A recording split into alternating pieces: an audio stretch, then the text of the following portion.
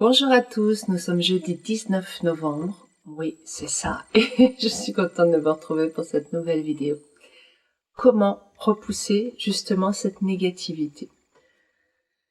Je parle vite. Alors, cette négativité, je vais vous donner les instructions que m'a donné Gilbert Bruand. Je vais vous les transmettre. Il ne me les avait jamais données avant, c'est pour ça que elles arrivent seulement maintenant dans les vidéos.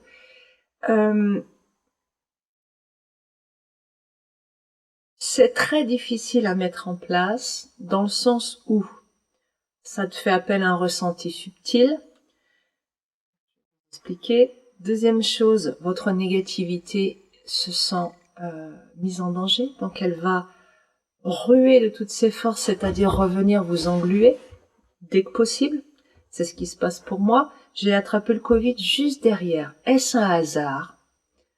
Je n'en suis pas certaine, parce qu'évidemment, avec le Covid, je n'étais pas en état d'effectuer la pratique. Donc, ceci explique peut-être cela. Troisième chose, la pratique que je vais vous livrer est une pratique à faire constamment, à vie, à chaque seconde. Oh, c'est relou, j'ai pas envie de faire une pratique constamment. Pas de souci, vous faites ce que vous voulez de votre vie. C'est une pratique, c'est compliqué, c'est contraignant. Faut savoir que toute pratique, quand elle est pratiquée suffisamment longtemps, devient un automatisme, d'une part.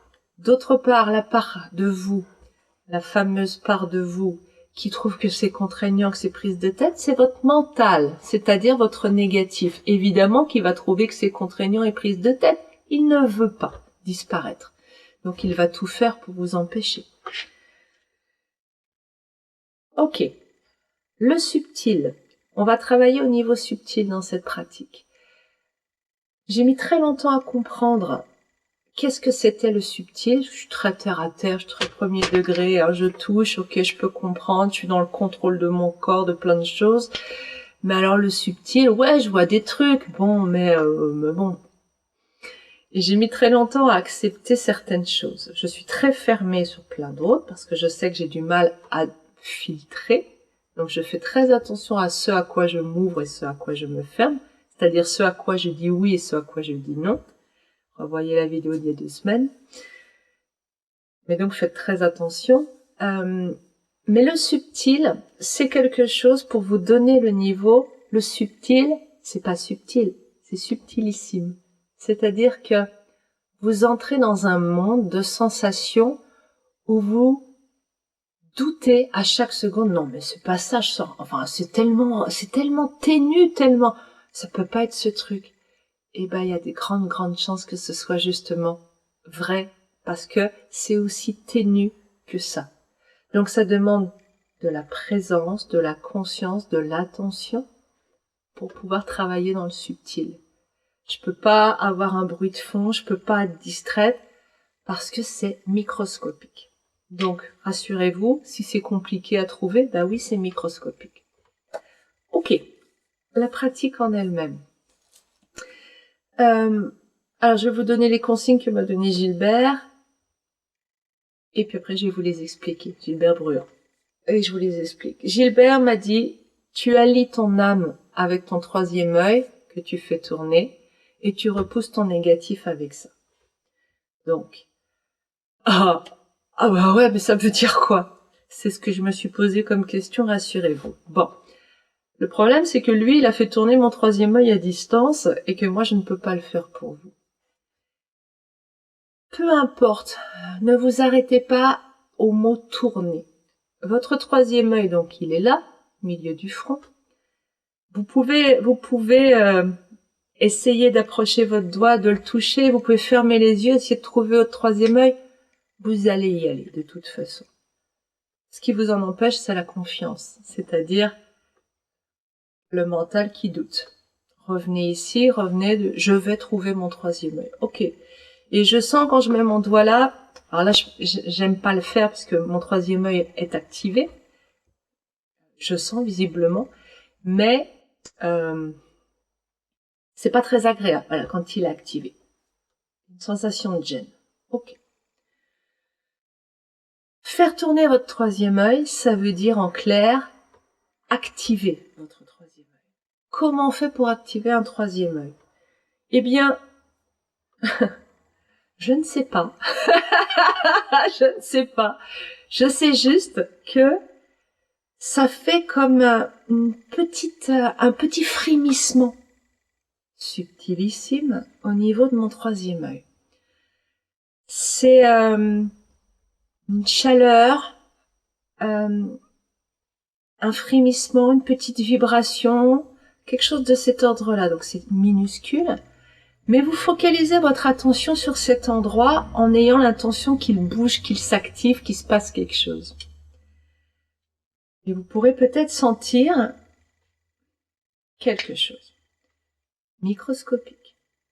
Quand on active son troisième œil, les choses deviennent un petit peu plus nettes. Parce que le troisième œil, c'est l'œil de la vision, de la clarté, justement. C'est ce qui nous permet de prendre des décisions justes, guidées par notre âme. Et on va connecter notre âme. Alors, notre âme, comment on connecte notre âme? Je ris parce que je l'ai fait, je l'ai refait, je l'ai refait, et au bout de 2 jours, j'ai appelé Gilbert en disant « mais j'y arrive plus ». Effectivement, ça n'était plus mon âme, c'était mon négatif qui se mettait à la place, et je croyais, et ça ne marchait pas, je me rendais bien compte que ça ne marchait plus. Ce négatif est pernicieux, c'est peu de le dire. Votre âme, comment la contacter? Géographiquement, anatomiquement, on va dire, mais au niveau énergétique, elle n'est pas... Alors, elle est au-dessus de votre cœur, mais elle est plutôt à gauche. Je pensais qu'elle était au centre, mais non, semble-t-il, elle est plutôt à gauche. Donc, vous pouvez imaginer, voilà, vous avez votre âme ici et la relier avec votre troisième œil. Si vous avez du mal à relier ça, enfin à trouver votre âme, vous pouvez aussi, parce que c'est pas géographique, c'est aussi une intention. Notre âme, moi je les trouve aussi comme ça, c'est parce qu'elle est en retrait de moi-même. C'est quelque chose que je viens chercher à l'intérieur. Quand vous regardez autour de vous, vous regardez là, vous me regardez sur l'écran, vous pouvez prendre conscience de vos yeux qui sont à un premier plan. Et vous pouvez prendre conscience qu'il y a votre conscience en arrière de vos yeux. Et ça, cette conscience, c'est vous. D'accord? C'est pas votre mental, c'est vous. Elle n'est pas derrière vous, elle est en vous, un peu en arrière. Et peut-être que avec ce même recul intérieur par rapport à vos yeux, vous pouvez descendre pour aller géographiquement là où elle s'attache et venir à l'intérieur, en arrière ici, et connecter votre troisième œil. Une fois que vous avez connecté les deux, il se passe ça, c'est-à-dire que vous avez un soupir, une sensation de soulagement, quelque chose qui se met en place, et vous allez sentir votre vision devenir plus fine, plus pénétrante, comme si les choses devenaient plus nettes et plus claires autour de vous. Ça, c'est parce que notre négatif met constamment des voiles devant nos yeux, afin de manipuler notre vision pour l'attirer sur ce qu'il veut nous faire voir, pour nous procurer des sensations négatives. Donc nos visions n'est jamais pure et nette. Quand vous êtes connecté, âme, troisième œil, et que vous essayez de pousser vers le bas,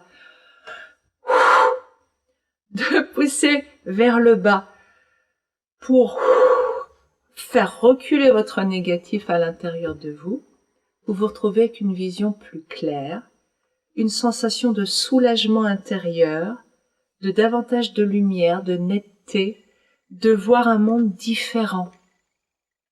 Et il faut maintenir le truc en bas, quoi, le plus bas possible.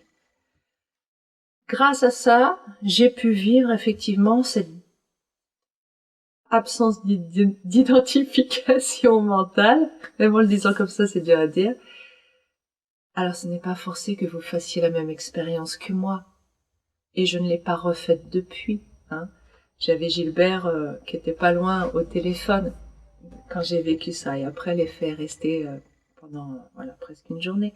Mais ça, c'est à faire tout le temps. Parce que je retrouve comme cela mon libre arbitre et je retrouve ce que je suis profondément. Ce que je suis profondément. Et à partir de là, je peux être sur un chemin d'équilibre. La vie est un fil. Nous sommes constamment sur ce fil, nous sommes des funambules de la vie. Notre négatif, son objectif, c'est de nous faire tomber d'un côté ou de l'autre, mais de nous faire tomber dans un déséquilibre, dans un excès. Je peux être dans l'enthousiasme et dans le déséquilibre, trop d'enthousiasme. C'est pas forcément les émotions négatives qui sont dans le déséquilibre. On peut être dans un excès, dans une émotion positive. Mais tout ce qui est ce trop, qui nous sort de ce fil, de ce chemin, est piloté par notre négatif. Donc voilà. Cette pratique, qui bien sûr peut vous laisser devant votre écran vous disant « Oh mais moi j'y arriverai jamais ». Déjà vous êtes mal parti si vous pensez ça. Remarquez que si vous pensez ça, c'est pas vous qui le pensez, c'est lui. C'est lui qui vous amène ça à l'idée. Pendant les heures, je voulais vous dire que voilà, c'est une pratique à faire, je réinsiste là-dessus, tout le temps. Pour garder votre libre arbitre et vivre en paix, à faire tout le temps. Et ça va devenir un automatisme et après vous n'y penserez plus. Mécanisme intérieur qui se met en place. Mais je voulais aussi vous partager pour terminer que durant les jours qui ont suivi, j'avais à l'esprit, une fois que cette première sensation de paix, de clarté intérieure est venue, j'avais constamment à l'esprit « Oh, je vais dire à Gilbert que j'y arrive pas. Oh, c'est trop dur. Oh, c'était éphémère, je retrouverai plus jamais ça. » etc. Ces pensées n'étaient pas moi, mais juste mon négatif qui essayait de me piloter pour induire du découragement. Sensation négative qui lui permet de manger. On peut faire les choses ou ne pas les faire, mais on peut les faire ou ne pas les faire dans un état positif de centrage de joie. Vous voyez ce que je veux dire? Bon, je vous ai dit l'essentiel. La vidéo est beaucoup plus longue que ce que je ne souhaitais faire, mais comprenez bien que c'est une pratique extraordinaire qui vous permet de changer littéralement votre vie. Vous avez les moyens techniques de le faire. Alors si vous n'y arrivez pas, si vraiment vous n'arrivez pas à trouver votre troisième œil, etc., eh bien vous avez la possibilité, en passant par mon site, de communiquer avec Gilbert Bruand et de voir avec lui s'il peut vous aider par rapport à tout ça. C'est un homme extraordinaire, hein. C'est un être éveillé mais éveillé est conscient de cette négativité. Il y a très peu de gens sur Terre qui le connaissent, ce négatif. Les Toltecs le connaissent. Donc, vous connaissez peut-être les 4 accords Toltecs, qui a été écrit par Don Miguel Ruiz. Les Toltecs parlent du parasite en parlant du négatif. Je vous conseille de lire La maîtrise de l'amour de Don Miguel Ruiz, qui est très très bien et qui va permettre il dit les mêmes choses, ou je dis les mêmes choses que lui, mais avec des mots, un vocabulaire différent, et c'est toujours intéressant. Ça permet peut-être pour certains d'aller plus loin dans la compréhension. Mais en réalité, vous n'avez rien à comprendre, parce que rien de tout ce qui est là n'est vrai. Donc vous pouvez lâcher tous les livres, vous pouvez lâcher toutes les vidéos, y compris les miennes.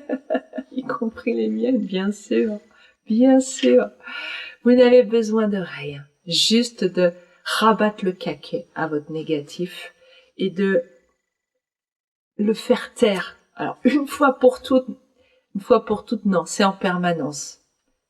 Parce que il revient de façon visqueuse très vite et englue le regard et on est perdu. Donc, en permanence, c'est ce qu'on appelle la présence. La présence, c'est empêcher l'autre de prendre le dessus. Alors on n'est pas dans un combat, hein. On est simplement dans « je suis là ». Parce que si je laisse mon négatif et mes pensées prendre la place, je dis oui à cela. À quoi voulez-vous dire oui? À mettre l'étincelle de vie que vous êtes en mouvement, pour lui permettre de goûter et déguster l'expérience de vie incarnée, ou vous voulez être la source de nourriture d'une charge négative qui se repaît de vous en permanence. C'est pas très joyeux, hein?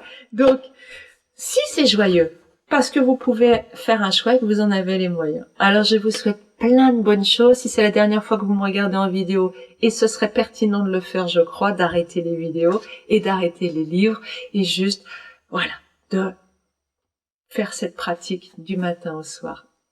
Je vous souhaite de très belles choses, d'un très beau parcours de vie si c'est la dernière fois que je vous vois, et je vous dis, eh bien, je vais continuer les vidéos quand même.